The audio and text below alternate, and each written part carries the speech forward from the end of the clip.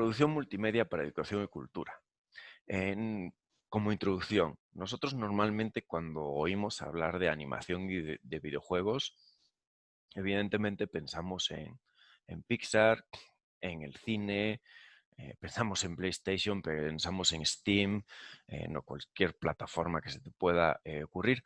Pensamos en entretenimiento, pensamos en tiempo de ocio, ¿de acuerdo? ¿Qué es lo interesante, lo que me gustaría compartir con vosotros? Que estas formas de creación y de expresión artística y técnica no solo pueden ser o deberían estar pensadas para la industria del entretenimiento.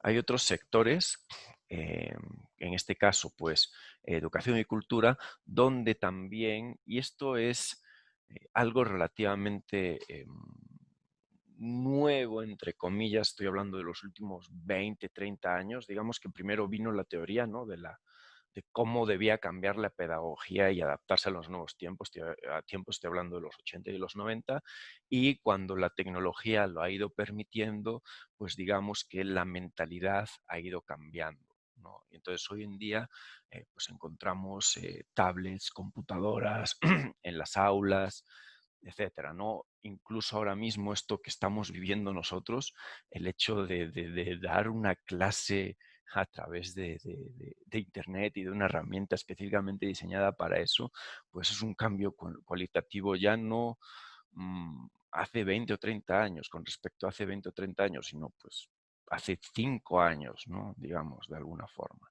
¿De acuerdo? Entonces, a medida que la tecnología ha ido evolucionando, digamos que estos postulados em, de la pedagogía pues en un nivel teórico se han podido ir, digamos, que integrando y haciendo reales, ¿no? Entonces, la animación y los videojuegos se han vuelto una herramienta muy importante, ¿de acuerdo?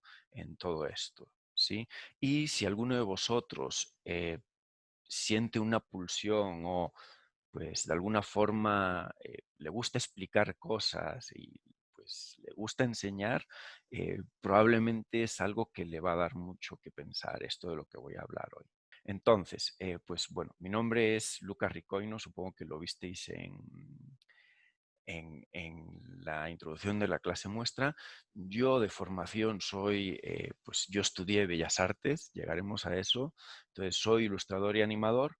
Em, Gran parte de mi chamba pues es animar, gran parte de mi chamba también es como la parte técnica, digamos que toda la parte de modelado, rigging, etcétera.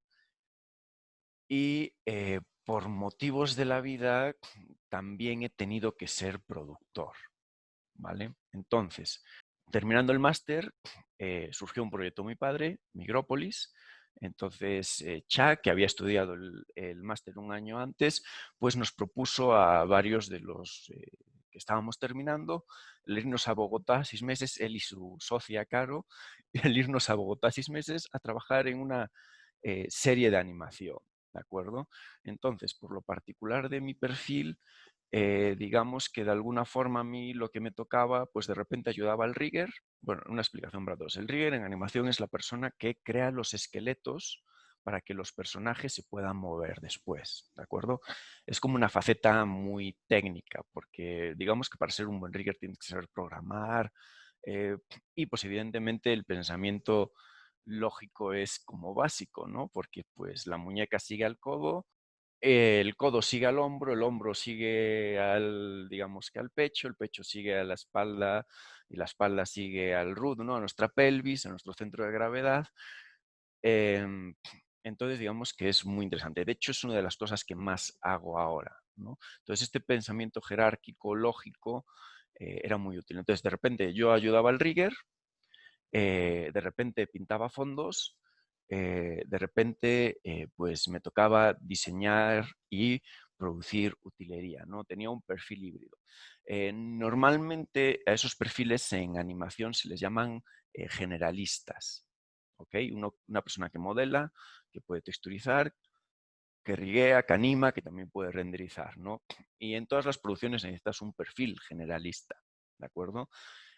Entonces, por ejemplo, me tocaba, ¿no? Diseñar, por ejemplo, este árbol, modelarlo y luego otra chica que era la persona que texturizaba, pues ya lo texturizaba, ¿no? E incluso había que hacer una puerta para una máquina teletransportadora y pues como nerd pensé en Stargate y además la máquina teleportadora tiene como todos estos mecanismos, ¿no? La ruedecita gira, entonces, o sea, que podría funcionar de verdad. La ruedecita gira y hace que ruede la otra y entonces empieza a girar y pues activa el mecanismo, ¿de acuerdo? Una vez que terminamos ese proyecto en Colombia, pues por motivos de la vida acabé aquí en México, ¿vale? Y pues una vez que estuve aquí en México, empecé a buscar trabajo, ¿ok? En este momento entra en escena una pequeña agencia productora que se llama MB Multimedia, de todas las que, pues digamos que vi ofertas y con las que tuve contacto para empezar a trabajar, digamos que fue la que más me llamó la atención porque tenían toda un área, es una productora muy chiquitita, ¿de acuerdo? Tenían todo un área dedicada a lo que es las nuevas tecnologías. Entonces, trabajaban o intentaban innovar con interactivos, temas de mesas interactivas, realidad virtual, realidad aumentada. Lo padre de esta agencia productora es que cuando yo entré, justo empezamos, ganamos una cuenta con una editorial educativa, con Santillana. Lo padre de Santillana es que eran muy conscientes de que los tiempos han cambiado, la educación está cambiando, la metodología pedagógica, digamos que también está cambiando, por lo cual ellos empezaron a desarrollar una cosa llamada libros multimedia, donde tenían dos componentes básicos, interactivos web y videos animados. ¿Ok? Los interactivos web pues, son videojuegos donde aprendes, ¿sí? Que complementan los contenidos del libro. Y los videos explicativos, pues digamos que es otra forma de resumir, digerir los contenidos para los chavos. Y aquí esto es muy importante. No es lo mismo hacer un video o un interactivo web, videojuego entre comillas, para un niño de 7, 8 años que para hacerlo para un chavo que tiene 16, ¿de acuerdo?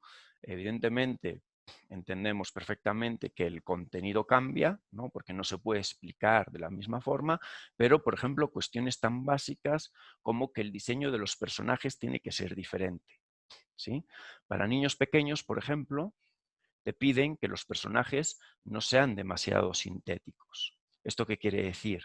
Que un personaje tenga sus dos orejas, que tenga su nariz, que tenga sus ojos, que tenga sus cejas, porque, por ejemplo, los niños pequeños están en una etapa donde de repente todavía están entendiendo el cuerpo humano, ¿sí?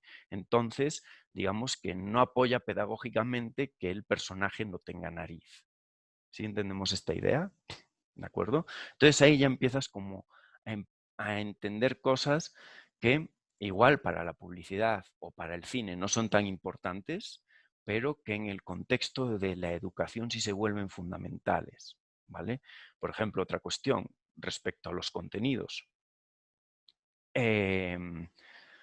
No puedes proporcionar datos incorrectos, ¿sí? O datos en el límite de la verdad, ¿no? No como estos anuncios del yogur con el bichito, bla, bla, no sé qué, que te hace no sé cuánto, y pues que lo pueden decir porque sanidad lo permite, pero no termina de ser del todo correcto, ¿no?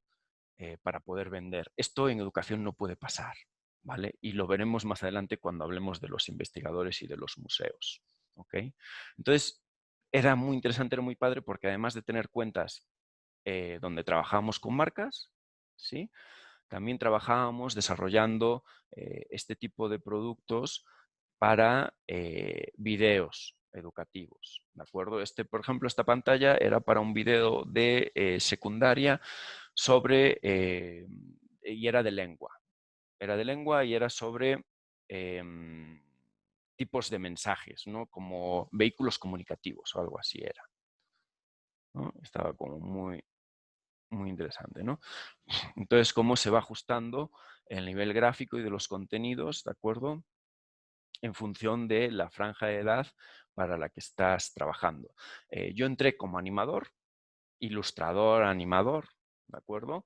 Entonces, pues a mí me tocaba ilustrar un montón y al mismo tiempo, pues animar.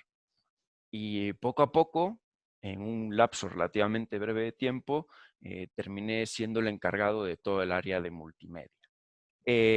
Otra de los intereses que teníamos, una vez que habíamos visto con la experiencia de la cuenta de Santillana, que con ellos seguimos trabajando, era que no solo podría interesarle todo esto a las editoriales, sino que también dentro de lo que es el sector de cultura, qué pasa con los museos, ¿no? Y sobre todo con los museos en México. Nosotros veíamos, porque pues evidentemente nos pasábamos el día investigando sobre aplicaciones de estas nuevas tecnologías. Oye, fíjate, están utilizando realidad aumentada en este sitio para esto. Oye, fíjate, están haciendo estos interactivos de esta forma en este sitio, ¿no? O sea, eh, ¿qué pasa con las experiencias inmersivas, ¿no? De esto que te metes en una sala y se activan sensores y empiezan a pasar cosas y en la pantalla ves tu silueta, pero son una lluvia de partículas, ¿no? Decíamos, oye, pues todo esto está súper interesante y vemos que aquí en México pues no se hace, ¿no? Entonces empezamos cada vez más a investigar sobre la idea del museo interactivo, ¿ok?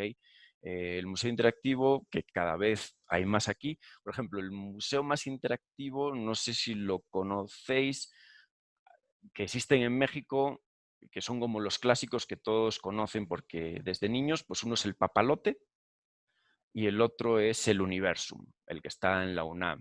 Y hablamos de un nivel de interacción analógica, en el sentido de que realmente estás interactuando con objetos y con juegos mecánicos, ¿no? Digamos que es es una interactividad de baja tecnología. ¿De acuerdo? Entonces, digamos que empezó a surgir esta curiosidad y esta necesidad de decir, oye, esto debería empezar a hacerse en México, veamos cómo está el tema, ¿no? Empecemos a hablar con museos, veamos cómo están esos museos y pues a ver qué se puede hacer, cómo se puede trabajar, ¿de acuerdo? Entonces empezamos a ir a un montón de museos y está muy padre porque realmente te abren las puertas de sus tripas y empiezas a aprender cómo funciona un museo, cómo se gestiona, cuáles son las necesidades y las limitantes. Puedo poner algún ejemplo. Y pues entonces en función de eso, entender cómo es el ecosistema para ver dónde se puede incidir, ¿no? Esto en cualquier otra industria lo haríamos de la misma forma, que es conoce a tus clientes, conoce el sector con el que vas a trabajar, ¿sí? Conoce el sector con el que vas a trabajar, ve cuáles son las necesidades y diseña un producto que pueda cubrir estas necesidades, ¿de acuerdo? Entonces, a nivel em, de poder explicar esto a nuestros prospectos, llegar al museo y decirle, oye, tenemos esta gama de productos y creemos que puede cambiar para mejor tu museo, digamos que desarrollamos el concepto de museos 4.0. Esto no es nada que nosotros hayamos inventado, ¿eh? O sea, no es nada que hayamos inventado. Simplemente es, digamos que una forma de intentar hacerle entender a la gente algo que se está haciendo en el resto del mundo y pues que aquí en México digamos que todavía estamos viendo cómo se podía implementar, ¿no? Y la idea era un poco, el museo debe de dejar de ser un lugar pasivo. Si vais a museos, pues reflexionad sobre vuestra experiencia en los museos y por lo general es lo que os digo, ¿no? Pues simplemente hay una ficha a la entrada de la exposición, lees la ficha, ves lo que haya en la exposición, ves unas etiquetitas donde pone con qué técnica fue hecho, bla, bla, bla, y pues ahí muere un poco el cuento de la exposición, ¿no? Y el aprendizaje es muy limitado, ¿de acuerdo? Entonces, lo que se propone con esta idea de la museografía digital es incluir una nueva capa de contenidos, ¿sí? Apoyándonos en estas nuevas tecnologías, ¿ok? ¿A qué me refiero con una capa de contenidos? Por ejemplo, que puedas tener una app con realidad aumentada que cuando posicionas tu tablet sobre una obra, te dé más información de la obra, ¿no? Por ejemplo, ¿sí? Conectar la página web con la app, una serie de cuestiones relacionadas con que el visitante del museo deje de ser una entidad pasiva y se convierta en una entidad activa y que pueda interactuar con la obra. O sea, no te estoy diciendo que le metas el dedo en el ojo a la Mona Lisa, porque evidentemente te van a meter en la cárcel, pero sí tener un intermediario como una tablet o un teléfono móvil, ¿no? Que nos permita profundizar en la experiencia del museo, ¿de acuerdo? Entonces, pues se desarrolló todo este concepto, ¿de acuerdo? Donde, pues sí, es una experiencia totalmente multimedia, ¿no? En el sentido de que se puede hacer desde una página web que sea más amigable, adaptada a los tiempos que vivimos, que todavía evidentemente probablemente os pasa, ¿no? Que veis una página en una computadora y luego la veis en el celular y es un desastre, ¿no?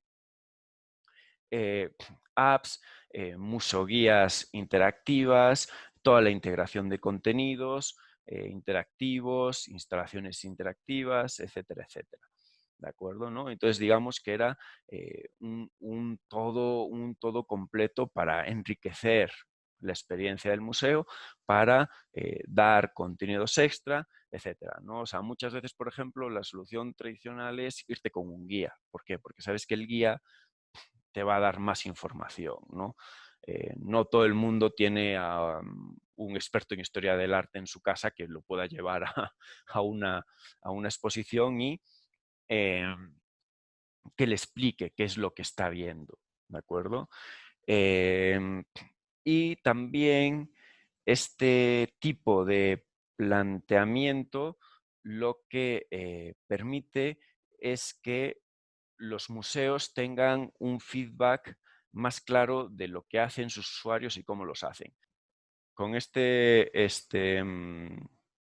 con estos planteamientos, sí, el museo puede llegar a saber no solo cuánta gente lo visita, sino quién lo visita, en qué franjas de edad, en qué lugares o en qué momentos esta persona se pasa más tiempo pues interactuando con qué, etcétera, ¿no? No es como que todos los museos tengan unas meninas y pues saben que la gente se va a quedar parada delante de las meninas, ¿no? Entonces, además de hacer un montón de contenidos y de interactivos muy padres, el museo puede tener acceso a los datos, ¿de acuerdo? De cómo los usuarios utilizan todo esto.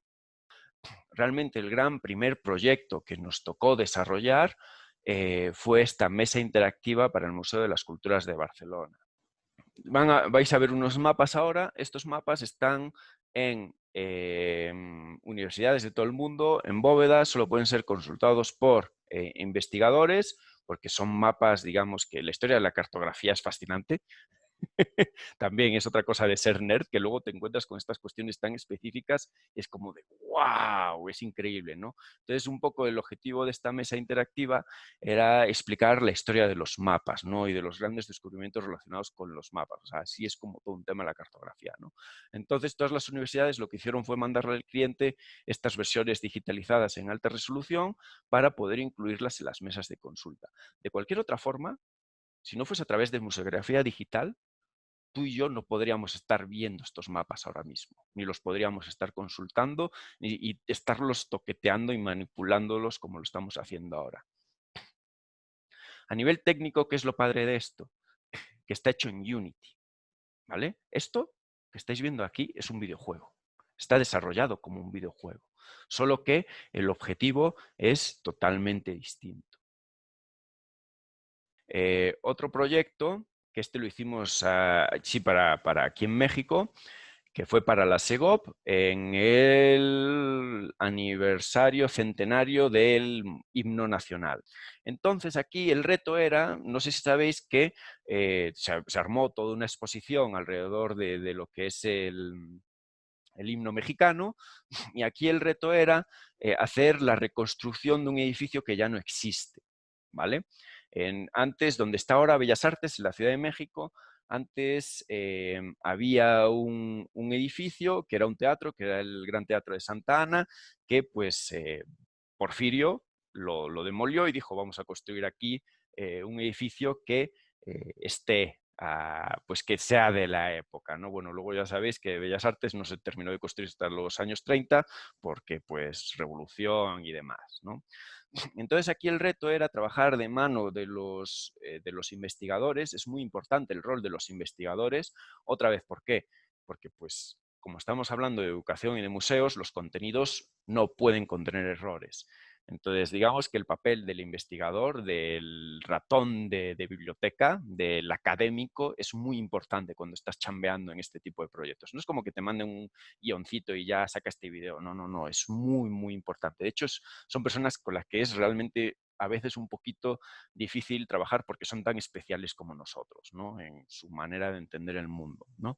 Entonces aquí el problema de este edificio es que realmente solo había un libro de referencia de un arquitecto, se conservan muy pocas imágenes de los planos originales, entonces fue como un trabajo de ir viendo, oye, cómo era este edificio, cómo estaba estructurado, si tenemos una foto del techo, tenemos una foto del escenario, tenemos un par de planos de la planta, sabemos que hay una maqueta que se hizo en los años 90 en la UNAM. Entonces, una de las cosas que nos pidieron a nosotros fue, oye, junto con la maqueta queríamos tener una experiencia interactiva, ¿no? Hay un módulo que es específico dedicado al edificio, la historia del edificio, ¿no? Porque pues es importante la historia del himno nacional. Entonces, ¿qué pasa si esa tecnología que utilizáis vosotros de realidad aumentada eh, la aplicamos para crear una réplica, ¿no? Entonces dijimos, órale, está chido, suena retador, suena que va a haber un montón de problemas, veamos cómo lo podemos resolver, ¿vale? Al final, si se logró, desarrollamos esta app, ¿no? Que tiene varios módulos, una galería con las pocas imágenes que se conservan de la época. Esto era el patio interior del edificio, el arquitecto, esta era la fachada del edificio, esto es como se supone que veía el teatro, y lo que hicimos fue crear un modelo 3D con la poca información que había del edificio y pues crear puntos interactivos en este modelo y pues podías interactuar con ellos a través de la realidad aumentada. Esto, por ejemplo, para la tecnología de la época, esto fue como en el año 2014, pues imaginaros un modelo de un edificio entero con personajes, etcétera, etcétera, para que funcionase en un iPad. eh, Hubo un montón de problemas, tuvimos que depurar y aligerar el modelo un montón, tuvimos que optimizar un montón de cosas para que pudiese funcionar, ¿de acuerdo? Y pues digamos que así quedó. Evidentemente, tú llegabas a la exposición, solo veías esta plataforma con el plano, en el momento que te daban uno de los iPads y tú mirabas a través de la cámara del iPad, pues ya veías el edificio, ¿no? Y no solo veías el edificio, sino que además podías hacer un corte, ¿no? Un corte transversal y tenías todos esos puntos de información que si les dabas clic en tu pantalla te iba a disparar pues audio, con textos, con imágenes, ¿no? Hablando un poco del contexto social y cultural de la época, de la historia de la construcción del edificio, de un montón de cosas, ¿no? Y digamos que, bueno, aquí está, por ejemplo, se instaló esta pantalla para que, además de los usuarios que estuviesen con los iPads, lo que estabas viendo en el iPad se pudiese ver en la pantalla también, ¿no? Para cuando hubiese grupos grandes que pudiesen mirar a la pantalla, ¿de acuerdo? Y bueno, aquí está. Entonces, todo esto está modelado, está texturizado, los personajes pues también están animados, tienen sus loops, los personajes como que están ahí parados hablando, el carrito o el caballito pasa ahí de un lado a otro de la calle, ¿no? O sea, el lugar está está vivo. Y luego, pues tenía la guinda, que era cuando en este iconito del director de orquesta entrabas dentro del teatro, ¿no? Podías ir moviendo la tablet y a medida que ibas moviendo la tablet, pues digamos que era como la cámara, ¿no? Veías el interior de todo el teatro, ¿no? Pues un shot del techo, etcétera, ¿de acuerdo? Evidentemente el modelo está en baja resolución o en bajo poligonaje porque pues no había otra forma de que la app fuese a funcionar, ¿no? Imaginaros las horas que nos tiramos sin dormir intentando resolver esto, ¿no? Pero pues al final funcionó muy bien, la exposición fue un éxito, de hecho estuvo por ahí itinerante y pues en Segov quedaron realmente encantados con el trabajo, ¿no? Y pues esto es un workflow, un pipeline del desarrollo de un videojuego, pero con otro objetivo totalmente distinto. Es que el siguiente gran proyecto fue literalmente diseñar toda la museografía digital para un museo en Chiapas, ¿vale? En San Cristóbal de las Casas, el MUSAC, el museo de sitio, que es un museo explicando la historia de la ciudad desde su fundación, ¿no? Entonces aquí, por ejemplo, sí es una museografía más tradicional, pero hay una app que te va haciendo como de museoguía, te va guiando por la exposición con realidad aumentada, lo cual puedes escanear imágenes de las que veis ahí en las fotos y te da más información. Desarrollamos este mapping, ¿no? Que es una mancha del crecimiento urbano de la ciudad de San Cristóbal a lo largo de los siglos. Entonces aquí ya sí pudimos diseñar todo lo que es la museografía digital, todos los contenidos de audio, todos los contenidos de video y de animación, pantallas interactivas, etcétera, ¿de acuerdo? Ya pudimos hacer todo eso, ¿sí? Este mismo estudio de arquitectura con el que trabajamos para el museo, para el MUSAC, luego nos pidió que participásemos en otro proyecto más grande. ¿Cuál fue la diferencia? Que aquí nos pidieron también que nos encargásemos de gestionar la parte de la investigación museológica, que nosotros coordinásemos a los investigadores, ¿no? Entonces, Lucas ya no solo tenía que coordinar al equipo interno de AMB desarrollando los contenidos y tener, digamos, que el contacto con el cliente, sino que además, y saber gestionar al cliente, esto es muy importante, hablaré ahora de ello en las conclusiones, no me quiero extender mucho más, sino que además tenía que lidiar directamente con los investigadores, ¿no? En el sentido de que me tenía que sentar con ellos y decirles, a ver, hay que entregar esto en esta fecha, si está el calendario, etcétera, etcétera, ¿no? ¿Cuáles son las partes bonitas de esto? Que llegan los arquitectos con el proyecto, cuando el edificio todavía está sin construir, y básicamente te dicen, a ver, vosotros que sois los que estáis diseñando el museo, ¿cómo distribuimos los espacios? ¿Dónde ponemos los enchufes? ¿No? Entonces, básicamente lo que te están dando son las llaves del reino. O sea, básicamente lo que te están diciendo es, sí, nosotros vamos a hacer el museo, es nuestro museo, pero vosotros nos tenéis que decir cómo es, ¿no? Y es muy bonito, de verdad, es muy bonito. O sea, realmente, literalmente es haz tu propio museo, ¿no? Entonces, pues ahí ya con la investigadora jefe y las demás personas que están trabajando, junto con los arquitectos y pues la gente que también está trabajando en la parte de desarrollo, nos sentamos todos los líderes como de esas áreas y empezamos a mover piezas, ¿no? Es como jugar a las casitas, solo que luego va a ser un edificio con 600, 700, no sé, 1000, 2000 metros cuadrados, una locura de espacio útil, ¿no? Entonces esto es como ya el edificio construido, pero pues el esqueleto. Aquí, por ejemplo, ya están empezando a armar lo que van a ser las distintas salas, módulos, ¿sí? Y luego pues ya estaría el museo esto finalizado. ¿Qué es lo padre también de ser el líder del proyecto? Que puedes reservarte cosas para ti, ¿no? Entonces, en este caso, dije, pues yo voy a diseñar la mascota. Entonces, pues me agarré mi tiempo para diseñar la mascota. del museo, ¿no? Que es el tejoncito maya, ¿no? Este ¿no? Sí, es un coatí.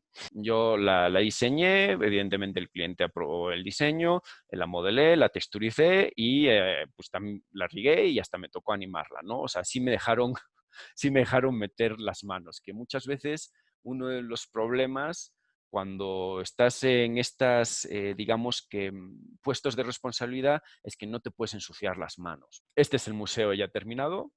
La verdad quedó muy, muy bonito, ¿no? Con su patio interior, la sala de introducción, los papalotes. Es un museo netamente interactivo. Los niños van y cada uno de los módulos, digamos que juegan, interactúan, etcétera, hacen cosas, ¿no? Y hay una capa muy importante de museografía digital, ¿no? De lo que son apps, juegos, videojuegos, etcétera, ¿vale?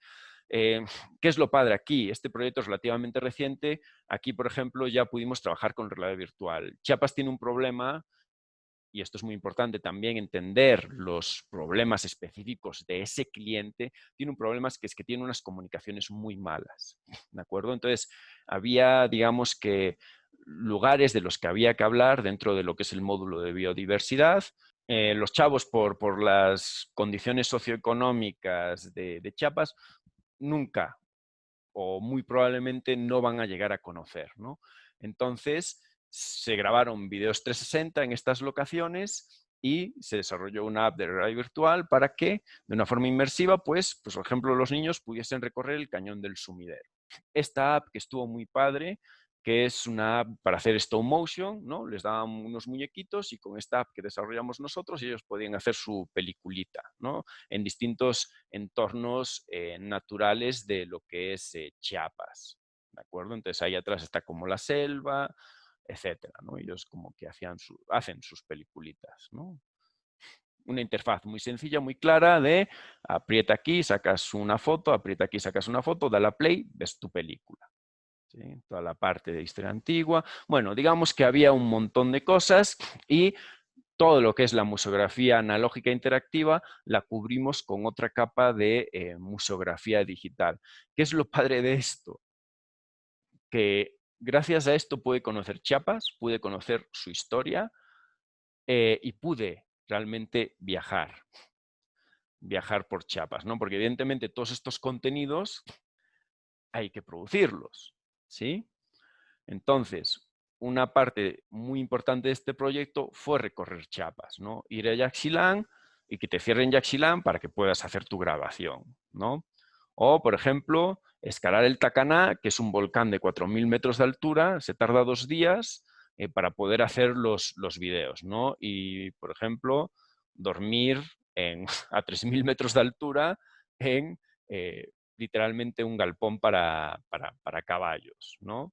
O incluso también hacer nuevos amigos, ¿no? Esta es nuestra cámara de 360, ¿de acuerdo? Entonces, está también esa parte de viajar, conocer lugares, ir con un guión claro de hay que grabar esto, evidentemente también organizar este viaje, que fue un viaje de una semana, hay este presupuesto para este viaje, o sea, y entonces lo podemos extender en tantos días, tantas personas, cada una con una función muy clara, un cámara, el productor, el asistente, la investigadora jefe con una investigadora auxiliar, porque evidentemente la investigadora, cuando nosotros grabábamos algo, ella tenía sus guiones y decía, sí, esto es.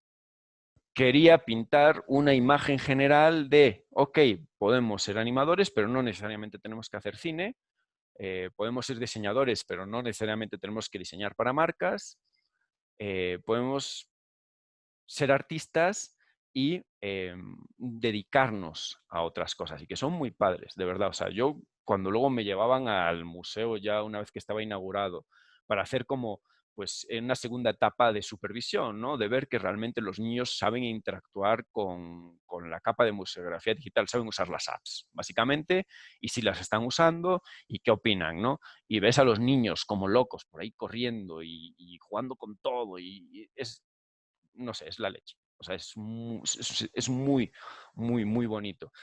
Lo primero y lo más importante, ante todo hay que ser profesional. Hay mucha presión, hay mucho estrés, eh, tienes que saber llevarlo, tienes que saber trabajar con un montón de gente muy, muy distinta y todos especialitos o especiales a su manera, ¿no? Esto lo debes entender. Ok, yo soy especial porque pues soy rarito, porque todos los que nos dedicamos a esto de la animación somos,